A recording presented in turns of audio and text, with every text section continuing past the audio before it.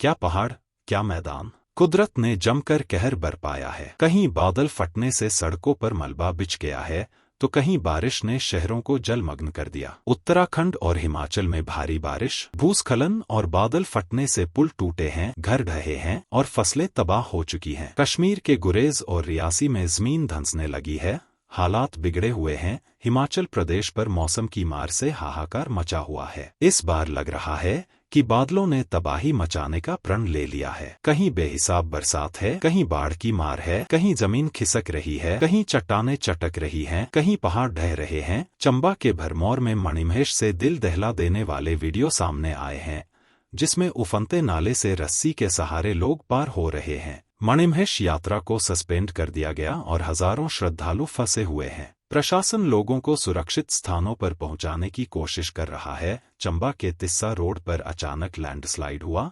जिसमें बड़ी बड़ी चट्टानें सड़क पर गिर गईं। गनीमत रही कि कोई गाड़ी मौजूद नहीं थी। लगातार हो रही बारिश और पहाड़ी इलाकों में लैंडस्लाइड ने लोगों में डर पैदा कर दिया है। शिमला के ग्रामीण इलाकों में भूस्खलन ने मुश्किलें बढ़ा दी हैं। बसंतपुर गुम्मा नौटीखड्ड सड़क पर एक बड़ा हिस्सा अचानक सड़क पर गिरा।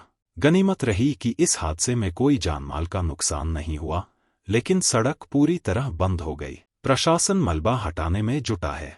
पुराने मनाली इलाके में बारिश के कारण एक घर भरभरा कर गिर गया। स्थानीय प्रशासन मौके पर पहुंच चुका है और मलबा हटाने का काम जारी है। कई इलाकों में जमीन कमजोर हो चुकी है, जिससे लोगों में डर का माहौल है। कुल्लू में भी भूस्खलन हुआ, जिससे सड़कें बाधित हो गईं और राहत कार्यों में मुश्किल आई। नदियों का जलस्तर उफान पर है, जिसका असर राष्ट्रीय राजमार्ग पर देखा गया। उत्तराखंड में भी मौसम का कहर जारी है। चमोली में नीति घाटी के मुख्य पुल टूट गए, जिससे दर्जनों गांवों का संपर्क मुख्य मार्ग से कट गया। भारी बारिश के कारण नीति मलारी हाईवे पर तमक नाला पुल बह गया। स्थानीय लोगों और यात्रियों को सावधानी बरतने की अपील की गई। उत्तरकाशी में यमुना नदी का जलस्तर खतरनाक स्तर तक पहुंच गया है। मोटर पुल खतरे की जद में है। नदी किनारे बने कई होटलों की निचली मंजिलें जलमग्न हो चुकी हैं। रेस्क्यू टीमें लगातार काम कर रही हैं। विकासनगर और सीमावर्ती गांवों में कई मकान धंस गए हैं और स्कूलों में पढ़ाई बाधित हुई है। जम्मू कश्मीर में रामबन,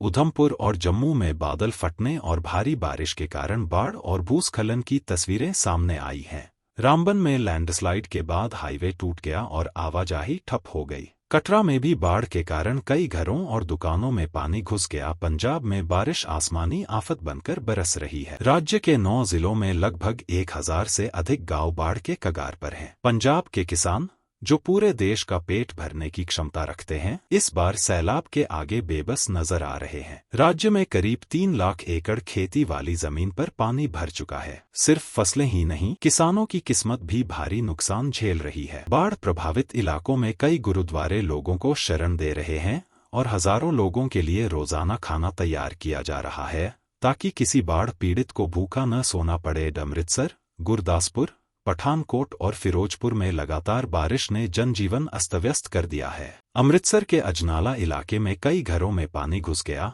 सड़कें जलमग्न हैं और आवाजाही मुश्किल हो गई है। ग्रामीणों को ट्रैक्टर और नाव के जरिए सुरक्षित स्थानों पर पहुंचाया जा रहा है।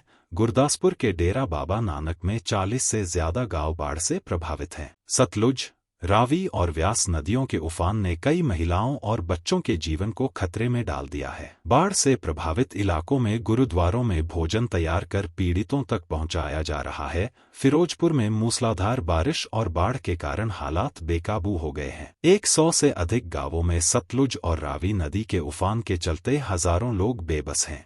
भारत पाक सीमा के गांव गट्टी राजो के कालूवाला और टेंडीवाला में कई घर जमींदोज हो गए हैं। वहां लोग तंबुओं और गुरुद्वारों में रह रहे हैं।